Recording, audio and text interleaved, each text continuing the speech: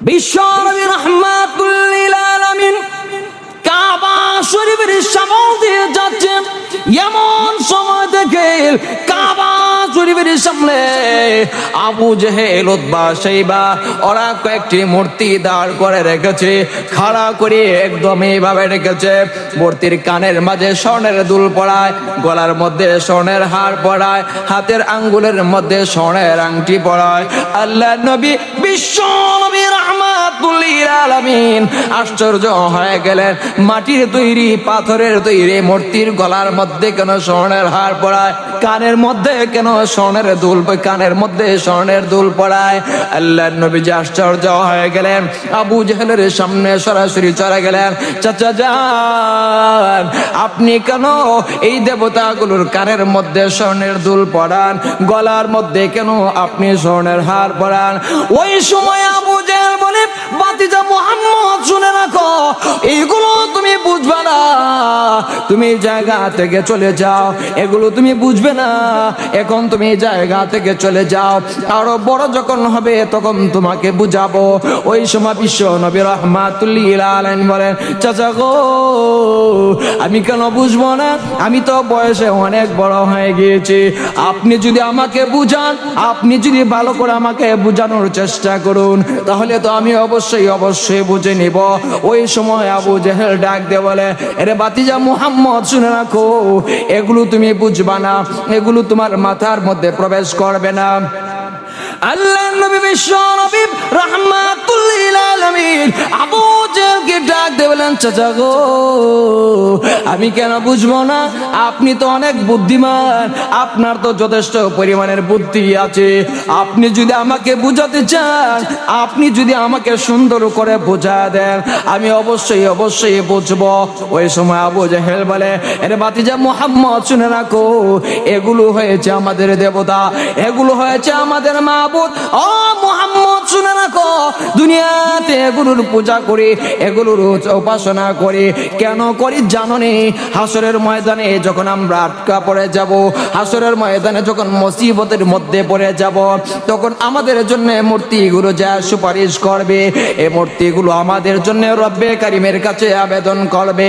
আমার মুসলমান ভাইরা, আবু জেহেল বিশ্ব নবী রাহমাতুল লিল আলামিনকে যখন এইভাবে বলেছে, ওই সময় বিশ্ব নবী রাহমাতুল লিল আলামিন মুচকি হেসে দিলেন এবং বললেন, চাচা যান, আপনি কি বললেন, আপনি কথা যে বললেন এটা তো আমার বুঝে আসে না। বলে, বাতিজা মুহাম্মদ, এটা তো আমি আগেই বলেছিলাম তুমি বুঝবা না, এগুলো তোমার বুঝবার কথা না, বয়স যদি আরো বেড়ে যায় তখন তাহলে বুঝতে পারবে।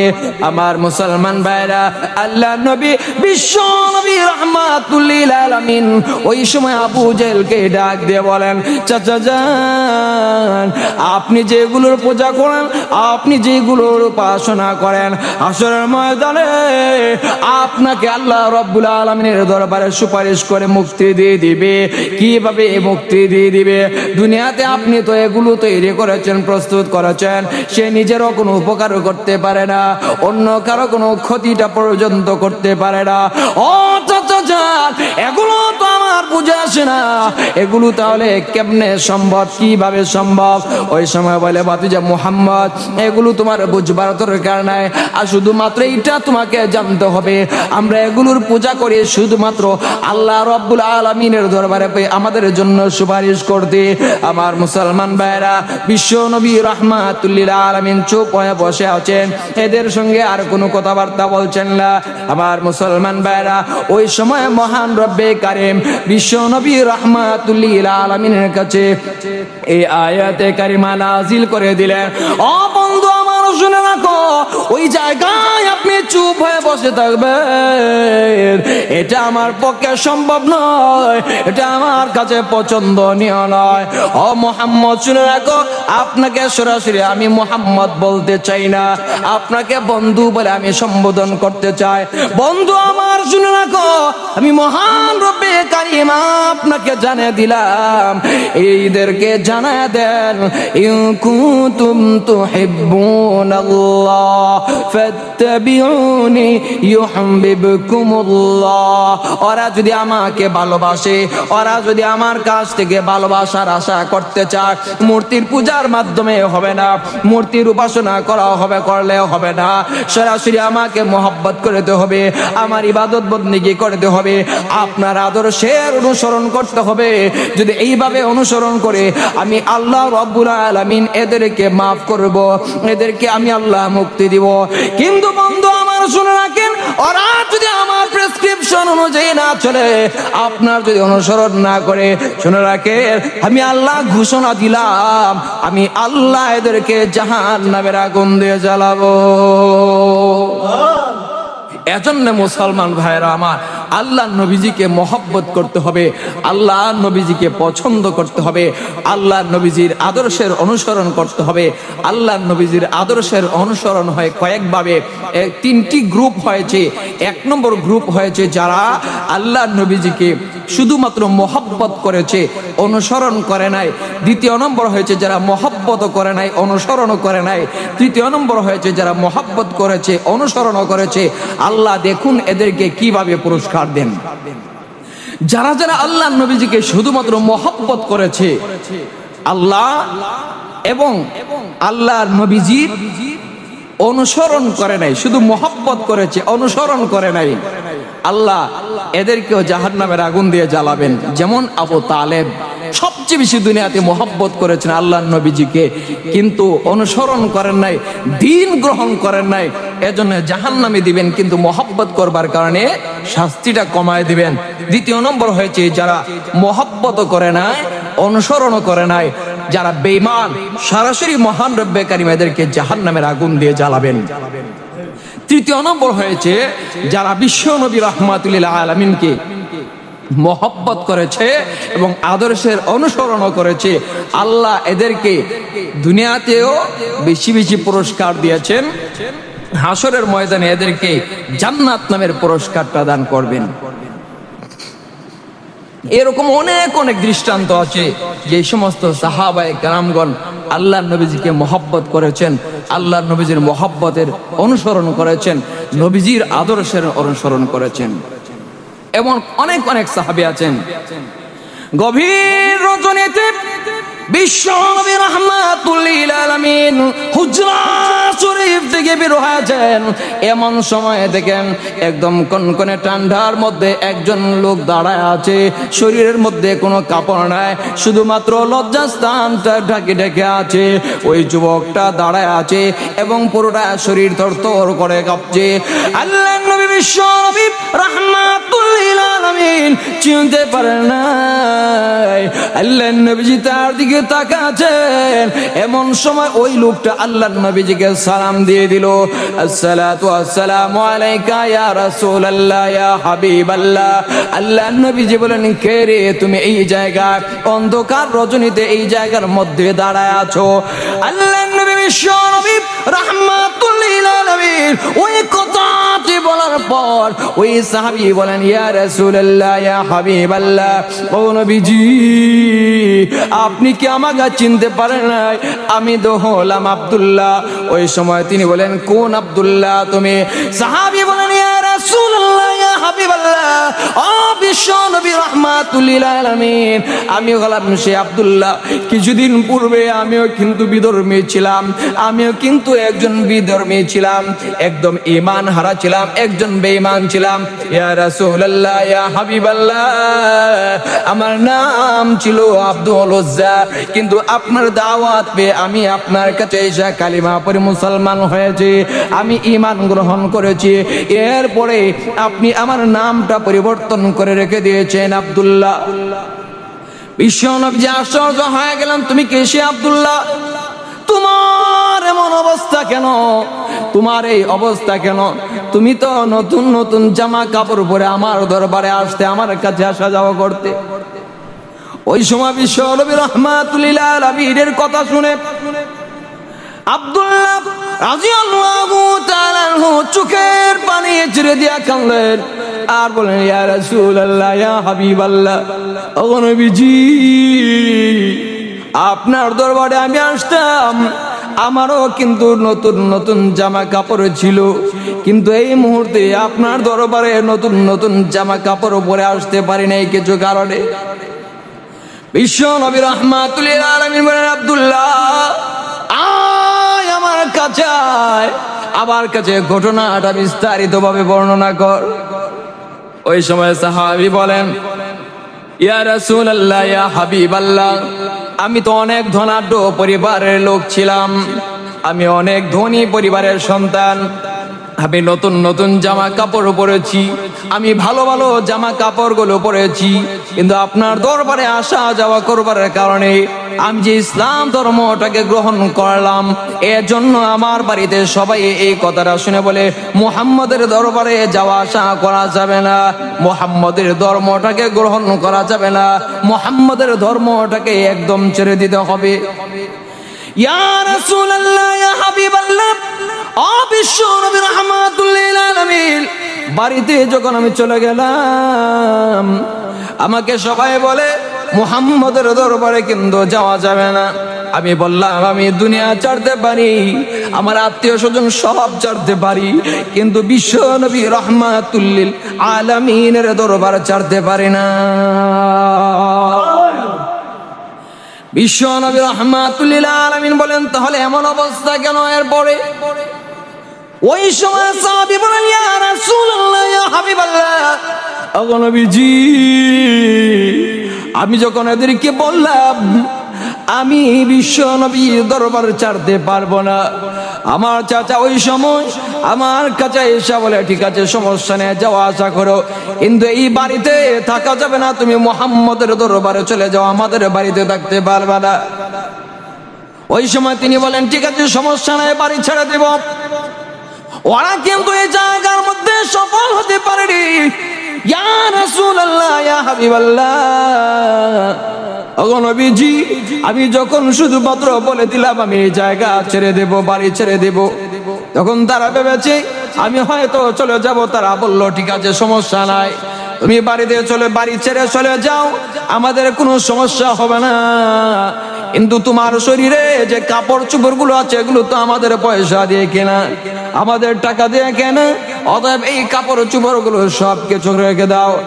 ইয়া রাসূলুল্লাহ, ইয়া হাবিবাল্লাহ, ওগো নবীজি শুনে রাখেন, আমার চাচা ভেবেছে আমার কাপড় চোপড় রেখে দিলে হয়তো আমি লজ্জা শরমে ঘরের এক কোণে বসে থাকবো, আপনার দরবারে আসা যাওয়া করতে পারবো না, এজন্য আমার কাপড় চোপড় গুলো খুলে রেখে দিতে চেয়েছে। আমার পরনের সব গাড়া কাপড় খুলে নিয়েছে। আমি আমার মাকে বললাম, ওগো মা, সবাই কিন্তু আমার কাপড় নিয়ে গিয়েছে, আমি বিশ্ব নবী রাহমাতুল লিল আলামিনের দরবারে যাওয়া আসা করি, দয়া করে আপনি আমাকে সামান্য কাপড়ের ব্যবস্থা করে দিন, যেন আমি আমার লজ্জা স্থানটা দেখে আল্লাহর নবীজির দরবারে হাজিরা দিতে পারি। ভাইরা আমার, লক্ষ্য করে দেখুন, সাহাবী যখন মাকে কথা বললেন, মা তখন ডাকতে বলে, বাবা রে, আমি তোকে আমার চোখের সামনে থেকে আড়াল করবার জন্য জন্ম দেই নাই।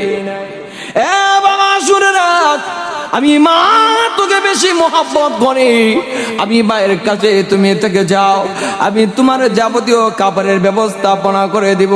ওই সময় তিনি বলেন, মা গো, আপনি শুনে রাখেন, আমার কাপড় চোপড় সব কিছু নিয়ে যেতে পারে, কিন্তু আল্লাহ নবীজির দরবার আমি ছাড়তে কখনো রাজি হব না। ওই সময় মা দেখেছেন আমার সন্তানটা চলে যাবে, সন্তান যখন চলে যাবে তাহলে তাকে সামান্য কিছু কাপড় দিয়ে দেই। মা তো সন্তানের প্রতি যথেষ্ট পরিমাণের আদর আছে, যত্ন আছে, এর জন্য মা সামান্য কাপড়ের ব্যবস্থা করে দিলেন। ভাইরা আমার, লক্ষ্য করে দেখুন, সামান্যতম কাপড় নিয়ে আব্দুল্লাহ আল্লাহর নবীর দরবারে চলে আসলেন, রওনা হয়ে গেলেন। এই যে এই মুহূর্তটা ছিল সাহাবী আল্লাহর নবীর দরবারে হাজিরা। আল্লাহর নবীর সামনে যখন এই কথাটা বললেন, আল্লাহর নবীজি চোখের পানি আর সামলায় রাখতে পারলেন না, চোখের পানি আর সামলায় রাখতে পারলেন না। ওই সময় আব্দুল্লাহ রাদিয়াল্লাহু তাআলা আনহুকে বলেন, রে আব্দুল্লাহ শুনো, আমার কাছে তুমি চলে আসো। আল্লাহর নবীর কাছে আসার পরে বুকের মধ্যে ভালো করে জড়ায় ধরে বললেন, রে আব্দুল্লাহ, তোমাকে কাপড় ছাড়া করে বাড়ি থেকে বের করে দিয়েছে, এই নাও আমার পরে 2টা কাপড়, এই মুহূর্তে তোমাকে আমি বিশ্ব নবী দিয়ে দিলাম। বিশ্ব নবী রাহমাতুল লিল আলামিন নিজের জামা কাপড় 2টা একদম তাকে দিয়ে দিলেন। আব্দুল্লাহ কিন্তু অনেক খুশি হয়ে গেলেন। বিশ্ব নবী রাহমাতুল লিল আলামিন আব্দুল্লাহ রাদিয়াল্লাহু তাআলা আনহুকে বলেন, আব্দুল্লাহ, তোমার অন্য কোনো আকাঙ্ক্ষা কে আছে? আমার কাছে কোনো দাবি দেওয়া আছে? যে দাবিটা আমি বিশ্ব নবী রাহমাতুল লিল আলামিন পূরণ করবার চেষ্টা করব। ওই সময় আব্দুল্লাহ তিনি বলেন, ইয়া রাসূলুল্লাহ, ইয়া হাবিবাল্লাহ, ওগো নবীজি, আমার কোনো আবেদন নাই, আমার কোনো দাবি দেওয়া নাই, কিন্তু শুনেছি যারা যুদ্ধের ময়দানে গিয়ে শাহাদাত বরণ করে এদেরকে নাকি বিনা হিসেবে জান্নাত দেওয়া হয়, এদেরকে নাকি কোনো শাস্তি দেওয়া হয় না, এদেরকে নাকি কোনো কবরের আযাব দেওয়া হয় না। ইয়া রাসূলুল্লাহ, ইয়া হাবিবাল্লাহ, ওগো নবীজি, ওই কথা কি জি শুনেছি যে এটা কি সত্য? আল্লাহর নবীজি বলেন, অবশ্যই অবশ্যই সত্য। আমার মুসলমান ভাইরা বিশ্ব নবী রাহমাতুল লিল আলামিনকে বলেন, তাহলে আমার জন্য আপনি দোয়াটা করে দেন, আমি যেন যুদ্ধের ময়দানে গিয়ে শাহাদাত বরণ করতে পারি। ভাইরা আমার, লক্ষ্য করে দেখুন, আল্লাহর নবীজি তার জন্য দোয়া করে দিলেন। নবীজি যে জায়গার মধ্যে দোয়া করে দিয়েছেন এটা কবুল হবে, এর মধ্যে বিন্দু মাত্র কোনো সন্দেহ নাই। আল্লাহর নবীজি দোয়া করে দিয়েছেন, যুদ্ধের ময়দান কায়েম হয়ে যাবে। তাবুকের যুদ্ধের ময়দানে চলে গেলেন, যুদ্ধ হল না, ফেরত চলে আসছেন। রাস্তার মধ্যে আব্দুল্লাহ রাদিয়াল্লাহু তাআলা আনহু অসুস্থ হয়ে গেলেন। বাইরে আমার হাদিসের মাধ্যমে বিশ্ব নবী রাহমাতুল লিল আলামিন আমাদেরকে জানান, যারা যুদ্ধের ময়দানে জিহাদের ময়দানে যাওয়ার জন্য রওনা হয়েছে কিন্তু যুদ্ধের ময়দান কায়েম হয় নাই, যুদ্ধে অংশগ্রহণ করতে পারে নাই, রাস্তার মধ্যে একদম বাড়িতে ফেরত আসার আগে এসে মরে গিয়েছে, তাকে শহীদের মর্যাদা দেওয়া হয়। তাবুকের যুদ্ধ হলো না, আব্দুল্লাহ রাদিয়াল্লাহু তাআলা আনহু চলে আসছেন, এমন সময় রাস্তার মধ্যে অসুস্থ হয়ে গেলেন। বাড়িতে আসার আগে আগে তিনি ওই জায়গাতে একদম মৃত্যুবরণ করলেন। ভাইরা আমার, লক্ষ্য করে দেখুন, বিশ্ব নবী রাহমাতুল লিল আলামিন সাহাবায়ে কেরামদেরকে বলেন, সাহাবীরা রে, আমার সাহাবী আব্দুল্লাহর তামান্না ছিল শাহাদাতের মর্যাদা পাওয়ার জন্য। আমি এই মুহূর্তে তোমাদেরকে সাক্ষী রেখে বললাম, আমার আব্দুল্লাহকে আমার মহান রব্বে কারীম শহীদের মর্যাদা দিয়েছে, শহীদের মর্যাদা দিয়েছেন। সাহাবায়ে কেরামদেরকে বললেন, তাকে দাফনের একখানা ব্যবস্থা করো। তবে রে সাহাবীরা, আমি বিশ্ব নবী রাহমাতুল লিল আলামিন আমার সাহাবী আব্দুল্লাহর জানাজার ইমামতি করব। নবীজি তার জানাজার ইমামতি করবেন, কত বড় সৌভাগ্য। ভাইরা আমার, লক্ষ্য করে দেখুন, আল্লাহর নবীজি নিজেই কিন্তু জানাজার নামাজের ইমামতি করলেন। এরপরে সাহাবায়ে কেরামদেরকে বললেন, সাহাবীরা, কবর তোমরা খুঁড়ো। কবরটা খনন করা হলো। আল্লাহর নবীজি বলেন, সাহাবীরা রে, আমি মুহাম্মদ এই কবরের মধ্যে নেমে আমি নিজেই সাহাবীর লাশটাকে দাফন করব। ভাইরা আমার, বিশ্ব নবী রাহমাতুল লিল আলামিন কবরের মধ্যে একদম নেমে গেলেন, 2 হাতটা বাড়ায় বলেন, সাহাবীরা রে, দে আমার হাতে সাহাবীর লাশটা, আমার হাতে দে, আমার নিজ হাতে আমি আমার আব্দুল্লাহকে কবরের মধ্যে দাফন করব। ভাইরা আমার, লক্ষ্য করে দেখুন, সাহাবী আব্দুল্লাহর লাশটাকে বিশ্ব নবীর হাতের মধ্যে দেওয়া হলো। বিশ্ব নবীর লাশটাকে এইভাবে ধরে রাখলেন এবং আকাশের দিকে তাকায় আল্লাহ রাব্বুল আলামিনকে বলেন, প্রভু, ও প্রভু, শুনে রাখো, এই সাহাবীর লাশটা যদি আমার হাতের মধ্যে রয়েছে, এইটা হয়েছে আমার সাহাবী আব্দুল্লাহর লাশ। ও দয়াময় রব্বে কারীম, আমি এখন আমার জিম্মাদারি শেষ করে আপনার জিম্মা একদম কবরের মধ্যে রেখে দিলাম। ও দয়াময় রব্বে কারীম, শুনে রাখো, ও প্রভু, এতদিন পর্যন্ত আমার সাহাবী দুনিয়াতে ছিল, আমার জিম্মায় ছিল, আমি তাকে দেখাশোনা করতাম, আমি তাকে ভালো পরামর্শ দিতাম। ও দয়াময় রব্বে কারীম, এই মুহূর্তে কিন্তু আমার একদম জিম্মাদারি ছেড়ে আপনার কাছে একদম সুপর্দ করে দিলাম। ও দয়াময় রব্বে কারীম, এই মুহূর্তে আপনাকে আমি বলতে চাই, আমার আব্দুল্লাহর প্রতি দুনিয়াতে আমি খুশি ছিলাম, এই দুনিয়াতে থাকা অবস্থায় আমি খুশি ছিলাম, এখন একদম কবরের মধ্যে দাফন করেছি, আমি খুশি থাকা অবস্থায় তাকে দাফন করেছি। আমার পক্ষ থেকে আপনার কাছে আবেদন, ও দয়াময় রব্বে কারীম, আপনি আমার আব্দুল্লাহর জিম্মাদার হয়ে যান এবং তার একদম অভিভাবক হয়ে যান, পাশাপাশি তার উপর আপনিও একদম খুশি হয়ে যান। ভাইরা আমার, লক্ষ্য করে দেখুন, বিশ্ব নবী রাহমাতুল লিল আলামিন যখন এই কথাটা শুধুমাত্র বললেন, এইদিকে সাদ ইবনে আবি ওয়াক্কাস রাদিয়াল্লাহু তাআলা আনহু মাটিতে পড়ে গড়াগড়ি করে কাঁদেন আর বলেন, ও দয়াময় রব্বে কারীম, আব্দুল্লাহর ভাগ্যটা কত বড় ভালো, আব্দুল্লাহর তাকদীরটা কত সুন্দর। ও দয়াময় রব্বে কারীম, আব্দুল্লাহ জান্নাতের ভিতরে চলে গেছে, ওই জায়গায় যদি আমি তার পরিবর্তে হয়ে যেতাম, তাহলে আমার জীবনটা বড় একদম সার্থক হয়ে যেত এবং আমি সাদ ইবনে আবি ওয়াক্কাস জান্নাতের ভিতরে চলে যেতাম।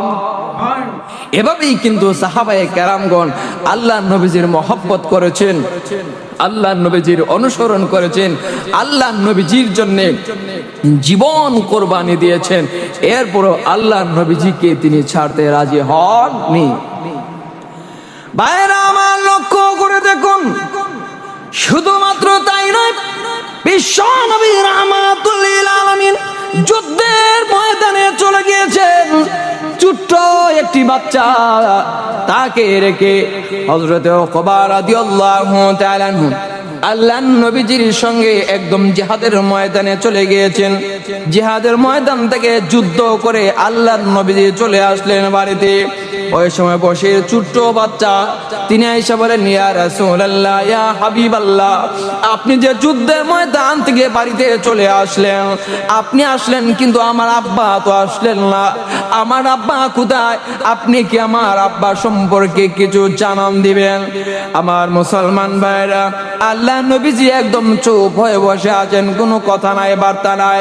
ছোট্ট বাচ্চা বসির কি জবাব না দিবেন, জবাব তো নাই। আল্লাহ নবীজি একদম চুপ হয়ে দাঁড়ায় থাকলেন। ওই সময় বশির ইবনে উকবা রাদিয়াল্লাহু তাআলা আনহু আল্লাহ নবীজির সামনে এসে বলে, ইয়া রাসূলুল্লাহ, ইয়া হাবিবাল্লাহ, ও নবীজি, যুদ্ধের ময়দান থেকে আপনি চলে আসলেন কিন্তু আমার আব্বা তো আসলেন না, আমার আব্বা যান কোথায়? ওই সময় কথা বলেন না, ডান দিকে চেহারাটাকে ফেরায় নিলেন। ওই সময় তিনি বললেন, ইয়া রাসূলুল্লাহ, ইয়া হাবিবাল্লাহ, আপনি কি আমার জবাব দিবেন না?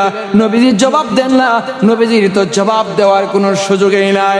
ওই সময় ডান দিকে যায় কথাটা বলার পরে আল্লাহ নবীজি বাম দিকে একদম চেহারাটা ঘোরায় নিলেন। ওই সাহাবী এসে বলেন, ইয়া রাসূলুল্লাহ, ইয়া হাবিবাল্লাহ, ওগো নবীজি, আপনি কি জবাব দিবেন না? আমার আব্বা জান কোথায়, আপনি কি জবাবটা দিবেন না? আল্লাহ নবীজি তখন একদম চুপ হয়ে গেলেন, বাকরুদ্ধ হয়ে গেলেন। তিনি মহান রব্বে কারীমকে মনে মনে বললেন, ও দয়াময় রব্বে কারীম, ছোট্ট বাচ্চা মাসুম বাচ্চা তার বাবার কথা এসে বলছে, আমি কিভাবে তাকে বলতে পারি তার বাবা যে আল্লাহর তৈরি জান্নাতের ভিতরে চলে গেছে, আমি যদি তাকে জান্নাতে যাওয়ার কথা বলে দেই তাহলে সে তো আর বুঝবে না, সে তো আর শুনবে না, এগুলো বুঝবে না। আল্লাহ নবী বিশ্ব নবী রাহমাতুল লিল আলামিন একদম চুপ হয়ে বসে আছেন। আবার মুসলমান ভাইরা, আল্লাহ নবীজি যখন চুপ হয়ে বসে আছেন, একদম কোনো কথা নাই, বার্তা নাই, ওই সময় বাচ্চা সাহাবী বশির ইবনে উকবা রাদিয়াল্লাহু তাআলা আনহু আল্লাহ নবীজির দুইটা কদমের মধ্যে একদম ধরে নিয়েছে। বশির ইবনে উকবা রাদিয়াল্লাহু তাআলা আনহু আল্লাহ নবীজির দুই কদম ধরে ধরে ডেকে বলে, ইয়া রাসূলুল্লাহ, ইয়া হাবিবাল্লাহ, আপনি চলে আসলেন, আমার আব্বা তো আপনার সঙ্গে আসলেন না, আমার আব্বা কোথায় আপনি কি বলবেন না? আমি আপনার কাছে ভিক্ষা আছে বলে আপনি আমার আব্বা কোথায় আছেন এই কথাটা অন্তত পক্ষে বলে দেন। আমার মুসলমান ভাইরা এইভাবে যখন কান্না সুরে বলে দিলেন, তিনি বলেন, বশির ইবনে উকবা, কাঁদিস না, তোর বাবা আল্লাহর তৈরি জান্নাতের মেহমান হয়ে গেছে। বশির ইবনে উকবা চোখের পানি ছেড়ে দিয়া কাঁদে, বলে, ইয়া রাসূলুল্লাহ, ইয়া হাবিবাল্লাহ, ও দয়ার নবী, মায়ের নবী, শুনে রাখেন, আমার আব্বা যে যুদ্ধের ময়দানে গিয়ে শাহাদত বরণ করলেন, শহীদ হয়ে গেলেন, আমার আব্বা কি জানতেন না আমার যে মা নাই, আমার যে ভাই বোন কেউ নাই? আমি আমার আব্বার বুকের মধ্যে গলার মধ্যে জড়ায় ধরে রাতের বেলা ঘুমাতাম। ইয়া রাসূলুল্লাহ, ইয়া হাবিবাল্লাহ, ও নবীজি, আমি এখন কার গলার মধ্যে জড়ায় ধরে ঘুমাবো? আমার যে কেউ নাই। আমার বাবা কি কথাটা চিন্তা করবার কোনো প্রয়োজন অনুভব করেননি। আমার মুসলমান ভাইরা, বিশ্ব নবীজি চোখের পানি ছেড়ে দিয়া কান্দেন, সাহাবায়ে কেরামগণ চোখের পানি ছেড়ে দিয়া কান্দে, চোখের পানি সামলায় রাখতে পারলেন না।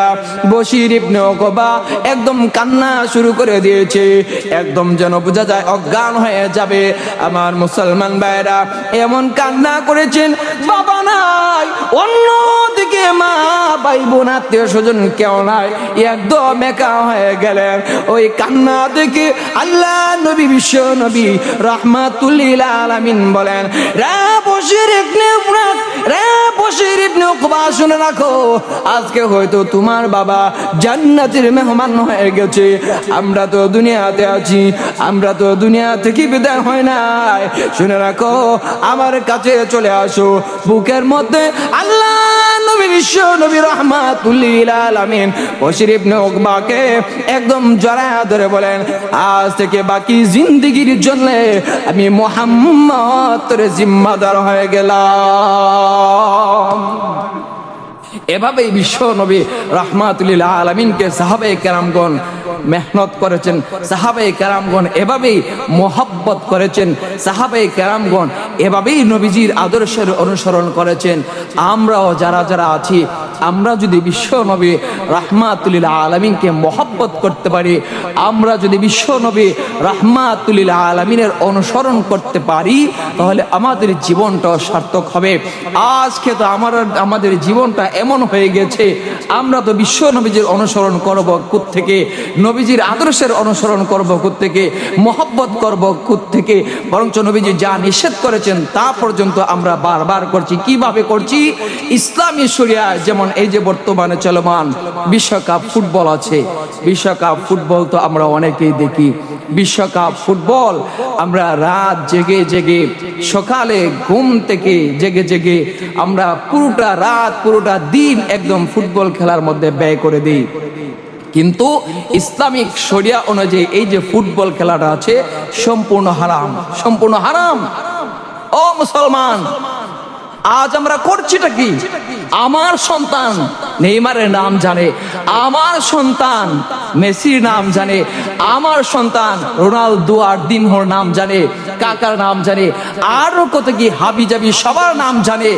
আমি এই জায়গার মধ্যে সফল একজন অভিভাবক হয়েছি, আমার সন্তান বিভিন্ন খ্রিস্টান, ইহুদি এই সমস্ত প্লেয়ারের নাম জানে, কিন্তু ওই জায়গার মধ্যে আমি একজন ব্যর্থ অভিভাবক হিসেবে পরিচয় পাচ্ছি।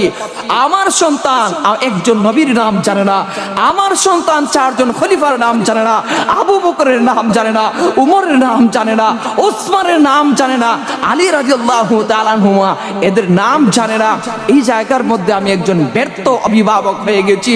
আজ ব্রাজিলের পতাকা আমার সন্তান ওড়ায়, আজ আমার সন্তান আর্জেন্টিনার পতাকা ওড়ায়, আজ আমার সন্তান ফ্রান্স, জাপান এগুলোর পতাকা ওড়ায়, কিন্তু আমার সন্তান তো কালিমার পতাকা ওড়াতে জানে না। আমার সন্তান এমন হয়ে গেছে, কালিমার পতাকা যদি ওড়ায় তাহলে তাকে জঙ্গি ট্যাগ দিয়ে তাকে একদম কুণ্ঠাসা করে দেওয়া হয়। ও মুসলমান শুনে রাখো, ও মুসলমান ভালো করে শুনে রাখো, আমার সন্তান যদি ইহুদিদের অনুসরণ করে, আমার সন্তান যদি খ্রিস্টানদের অনুসরণ করে, জান্নাতে যাওয়ার আশা করা যায় না। আল্লাহ নবীজি তো নিজেই বলেছেন, মান তাশাব্বাহা বিকওমিন ফাহুয়া মিনহুম, যে যে জাতির অনুসরণ করলো সে সেই জাতির একদম অনুগামী হয়ে গেল। ও মুসলমান, যারা ইহুদ খ্রিস্টানের অনুসরণ করে চুল কাটে, যারা ইহুদ খ্রিস্টান এই যে প্লেয়ারগুলো আছে এদের অনুসরণ করে একদম ট্যাটু করে, আবার চুলের যে ফেস করে, আর পোশাক পরিচ্ছদের যত সব অভিনয় সব কিছু করে একমাত্র তাদের অনুসরণ করবার জন্যে, যারা তাদের অনুসরণ করে আল্লাহ এদেরকে একদম জাহান্নামের কাতারে এদের সাথে সাথে দাঁড় করিয়ে দিয়ে দিবেন। আর বিশ্ব নবীজির প্রতি যারা মহব্বত রাখবে আল্লাহ এদেরকে জান্নাতের মেহমান বানাবেন। অতএব মুসলমান, আমার সন্তান কালেমা জানে না, আমার সন্তান দুইটি হাদিস বলতে জানে না, কয়েকজন নবীর নাম জানতে পারে না, আমার সন্তান কয়েকজন সাহাবীর নাম জানে না, কিন্তু এই খেলোয়াড়দের নাম জানে, তাহলে এই জায়গার মধ্যে বুঝে নিতে হবে আমি একজন ব্যর্থ অভিভাবক। আমাকে জাহান্নামে দেওয়া হবে শুধুমাত্র আমার সন্তানের এই অপকর্ম করবার কারণে। আমার সন্তান এই যে এইদিকে দুষ্টুমি করছে, শয়তানি করছে, এই দুষ্টুমি এবং শয়তানির কারণে আমাকেও জাহান্নামে যেতে হবে, আমার সন্তানকেও জাহান্নামের আগুনে পোড়ানো হবে। অতএব এখন থেকে যদি আমরা শিক্ষা নেই, আমরা যদি এই যে বিশ্বকাপ, ফুটবল সহ যত ধরনের হারাম কাজ আছে এগুলো থেকে বাঁচতে পারি, নবীজির আদর্শের কোন আল্লাহ নবী বিশ্ব নবী রাহমাতুল লিল আলামিন হাদিসের মাধ্যমে আমাদেরকে জানিয়ে দিয়েছেন, যে জায়গার মধ্যে আল্লাহ রাব্বুল আলামিনের প্রশংসা করা হয়, যে জায়গার মধ্যে বিশ্ব নবী রাহমাতুল লিল আলামিনের প্রতি দরুদ পড়া হয়, আমার মুসলমান ভাইরা, বিশ্ব নবী রাহমাতুল লিল আলামিন বলেছেন ওই জায়গার মধ্যে যারা যারা অংশগ্রহণ করে আল্লাহ রাব্বুল আলামিন এদের জিন্দেগির গুনাহগুলো মাফ করে দেন।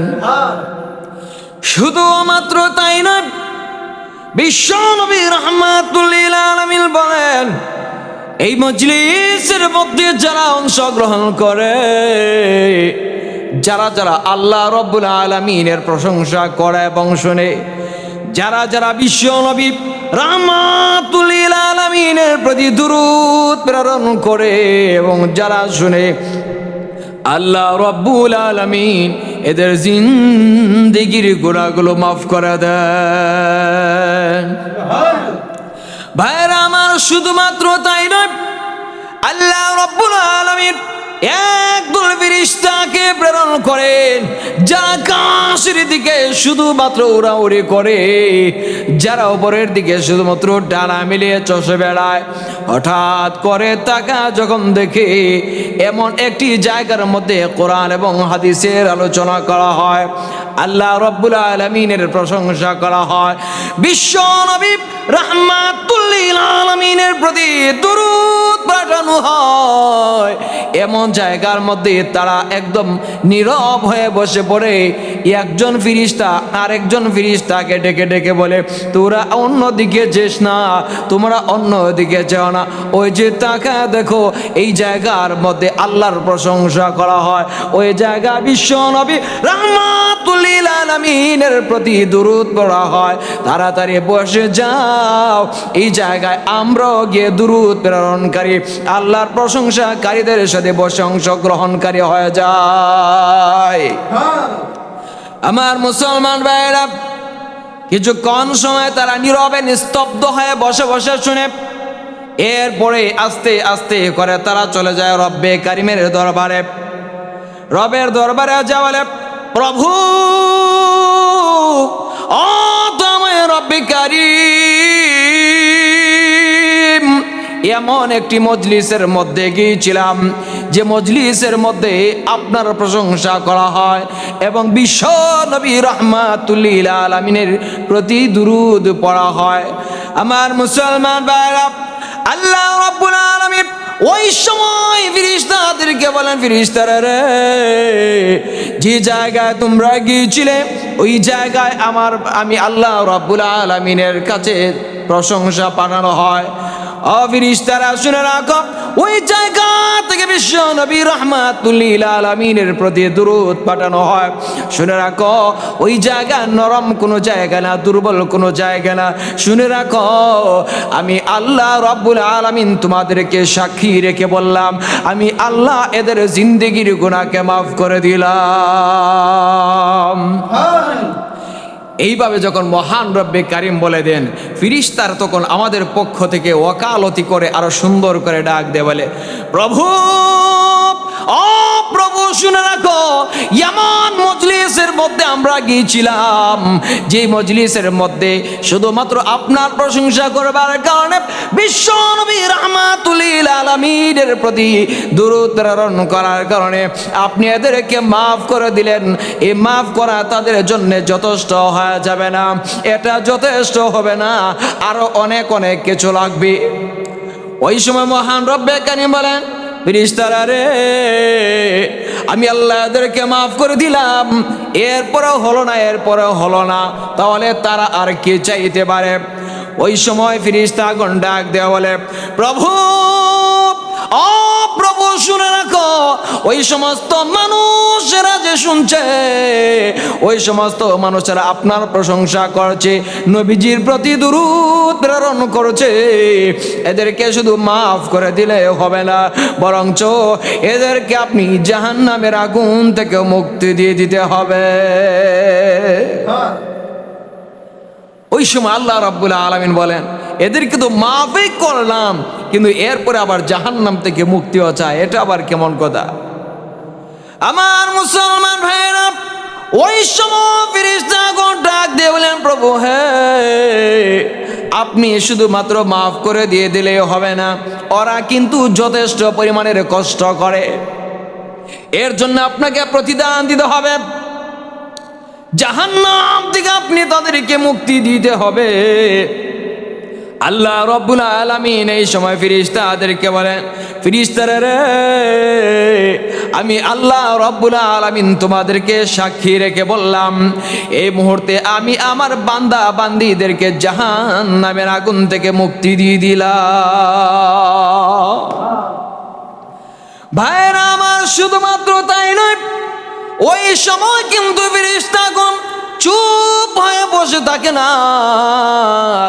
ওই সময় ফেরেশতারা চুপ হয়ে বসে থাকে না, তারা আল্লাহ রাব্বুল আলামিনের কাছে আমাদের পক্ষ থেকে আরো একটি আবেদন পেশ করে দেয়। তারা কিভাবে আবেদনটা পেশ করে? মাফের ব্যবস্থা করলো একদিকে, অন্যদিকে জাহান্নামের আগুন থেকে মুক্তির ব্যবস্থা করে দিল, কিন্তু এরপরও আমাদের পক্ষ থেকে আরো সুন্দর করে ওকালতি করে। তারা সুন্দর করে মহান রব্বে কারিমের কাছে আবেদন পেশ করে। কি করে?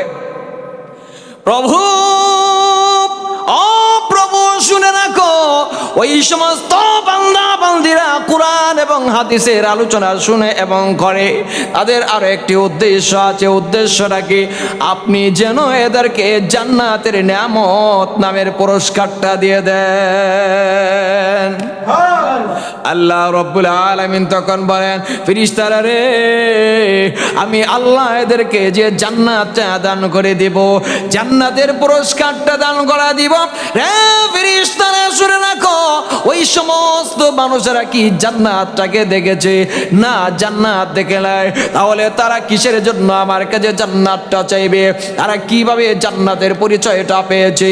আমার মুসলমান ভাইরা, ফেরেশতাগণ মহান রব্বে কারিমকে তখন ডাক দিয়ে বলে, প্রভু, ও প্রভু, শুনে রাখো, ওই সমস্ত মানুষেরা জান্নাতটাকে দেখে নাই, জান্নাতের নিয়ামতটা তারা দেখে নাই, তবে জান্নাতের নিয়ামতের কথা তারা শুনেছে। কিভাবে শুনেছে? কোরআনের মাধ্যমে তারা শুনেছে, হাদিসের মাধ্যমে তারা শুনেছে। আল্লাহ রাব্বুল আলামিন এদেরকে সব কিছু শুনে দিয়েছেন। কিভাবে? নবীর মাধ্যমে তারা জেনেছে, কোরআনের মাধ্যমে জেনেছে, হাদিসের মাধ্যমে জেনেছে, ওলামায়ে কেরামের মাধ্যমে জেনেছে।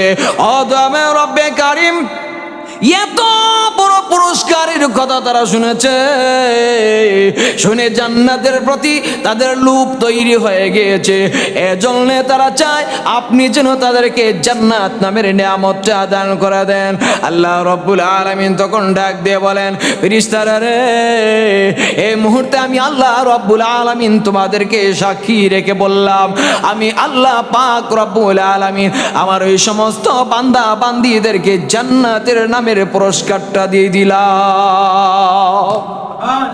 তাহলে এই যে মজলিসের মধ্যে আমরা বসলাম, মজলিসের মধ্যে বসার মাধ্যমে আমরা ক্ষতিগ্রস্ত নই, বরঞ্চ মহান রব্বে কারিম আমাদেরকে এত সুন্দর সুন্দর পুরস্কার দান করেছেন। এই পুরস্কার জিন্দেগিতে যত কান্নাকাটি করি দুনিয়ার কোনো বাদশা দিতে পারবে না। একমাত্র ভরসা হয়েছে কে? মহান রব্বে কারিম।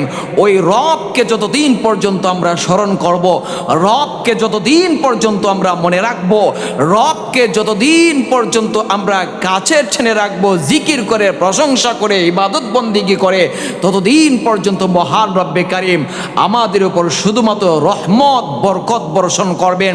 এবং রহমত এবং বরকত যতদিন আমরা পাবো ততদিন পর্যন্ত আমাদের জিন্দেগি শান্তিতে কাটবে। যেই দিন থেকে আমরা রহমত থেকে বঞ্চিত হয়ে যাব, সেই দিন থেকে আমার গুণে ধরা জিন্দেগি শুরু হয়ে যাবে।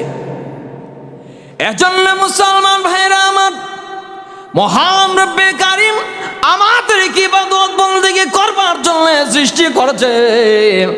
আমরা কিন্তু ইবাদত বন্দেগি করতে হবে।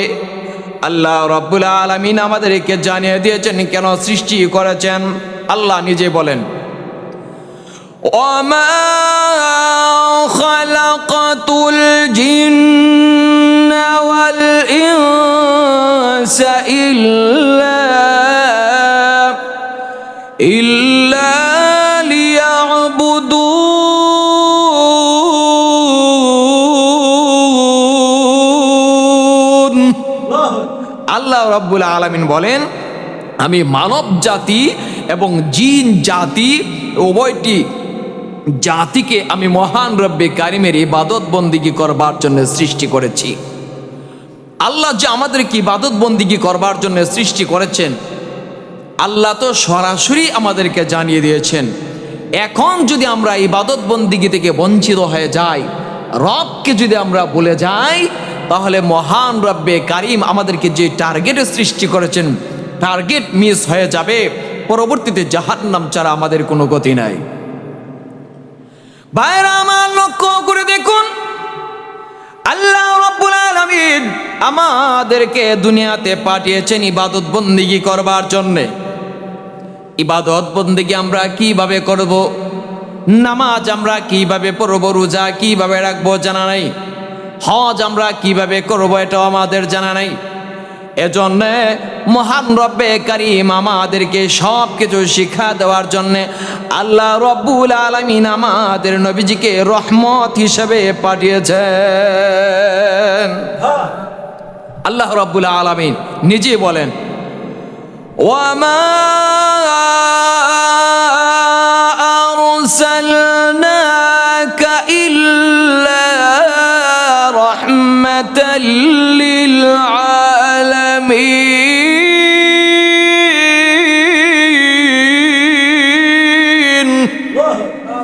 আল্লাহ রাব্বুল আলামিন বলেন, আমি বিশ্বনবী রাহমাতুল লিল আলামিনকে পৃথিবীতে রহমত হিসেবে প্রেরণ করেছি। অতএব যে রব আমাদের নবীজিকে রহমত হিসেবে পাঠিয়েছেন, এই রব কোন পথে চললে পরে জান্নাতি হব এবং কোন পথে চললে পরে আমি জাহান্নামে যাব, জাহান্নামী হব, এই সব কিছু সুন্দর করে আমাদেরকে জানিয়ে দিয়েছেন। আল্লাহ রাব্বুল আলামিন নিজেই আয়াতের মাধ্যমে জানিয়ে দিয়েছেন, আমি যদি ভালো কাজ করি তাহলে আমাকে যে জান্নাত নামের পুরস্কারটা দিবেন, যে জান্নাতের কথা নবীজি আমাদেরকে জানান দিয়েছেন, যে জান্নাতের কথা আল্লাহ রাব্বুল আলামিন কোরআনের মাধ্যমে বর্ণনা করেছেন। আল্লাহ তাআলা নিজেই এই সব কিছু বলেন। আল্লাহ বলেন, ইল্লাল্লাযীনা আমানু ওয়া আমিলুস সালিহাতি ফালাহুম আজরুন গায়রু মামনুন।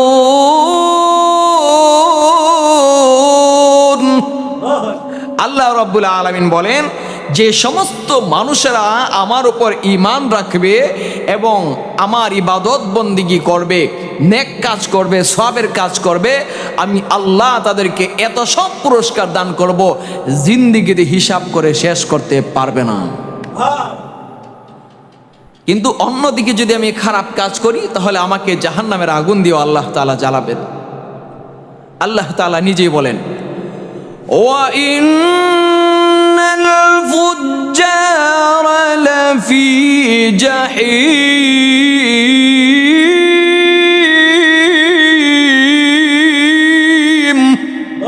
আল্লাহ বলেন, অবশ্যই যারা ফুজ্জার পাপিষ্ট, আল্লাহ এদেরকে জাহান্নামের আগুন দিয়ে জ্বালাবেন। এজন্য মুসলমান ভাইয়েরা আমার, আল্লাহ যেখানে জান্নাত এবং জাহান্নামের কথা, পুরস্কার এবং পরিণামের কথা নিজেই জানিয়ে দিয়েছেন এবং বিশ্ব নবী রাহমাতুল লিল আলামিন আমাদেরকে সব কিছু জানান দিয়েছেন, আমাদেরকে সব কিছু বুঝিয়েছেন, এজন্য বিশ্ব নবী রাহমাতুল লিল আলামিন যেভাবেই বলেন সেভাবেই আমাদেরকে চলতে হবে। এই যে বিশ্ব নবী রাহমাতুল লিল আলামিন মহান রব্বে কারিম আমাদের কাছে বিশ্ব নবীজিকে যে পাঠিয়েছেন, কিভাবে পাঠিয়েছেন, আল্লাহ রাব্বুল আলামিন কতটুকু আদর্শ দিয়ে প্রেরণ করেছেন, নবীজির সঙ্গে আমরা কি আচরণ করতে হবে, এই সব কিছু সুন্দর করে কোরআনের বিভিন্ন আয়াতের মধ্যে সবিস্তারে বলেছেন। এর মাঝে ছোট্ট একটি আয়াত যা আমি খুতবাতে তেলাওয়াত করেছি, আল্লাহ তাআলা নিজে বলেন, কুল ইন কুনতুম তুহিব্বুনাল্লাহ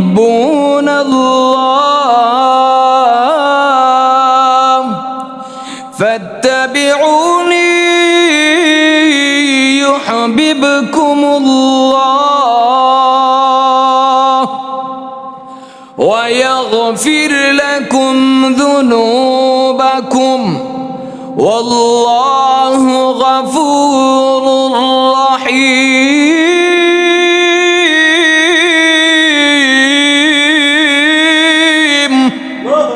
আল্লাহ রাব্বুল আলামিন বলেন, ওগো নবীজি, আপনি আপনার উম্মতদেরকে জানিয়ে দেন, ইন কুনতুম তুহিব্বুনাল্লাহ ফাত্তাবিউনি, যদি তোমরা আল্লাহকে ভালোবাসতে চাও, আল্লাহকে যদি তোমরা মহব্বত করো, তাহলে আমি বিশ্ব নবী রাহমাতুল লিল আলামিনকে অনুসরণ করতে হবে। যদি অনুসরণ করো তাহলে ইউহিব্বুকুমুল্লাহ, আল্লাহ তোমাদেরকে মহব্বত করবেন। শুধুমাত্র মহব্বত করবেন যে তাই নয়, একটি পুরস্কার তো আল্লাহ তোমাদেরকে মহব্বত করবেন, দ্বিতীয় নম্বর পুরস্কার হলো ওয়ায়াগফির লাকুম যুনুবাকুম, আল্লাহ তোমাদের যাবতীয় গুনাহগুলোকে মাফ করে দিবেন। ভাইরা আমার, লক্ষ্য করে দেখুন, আল্লাহ রাব্বুল আলামিন এই আয়াতে কারিমা যে নাজিল করেছেন, এর একখানা শানে নজুল আছে। ভাইরা আমার, শানে নজুলটা কি?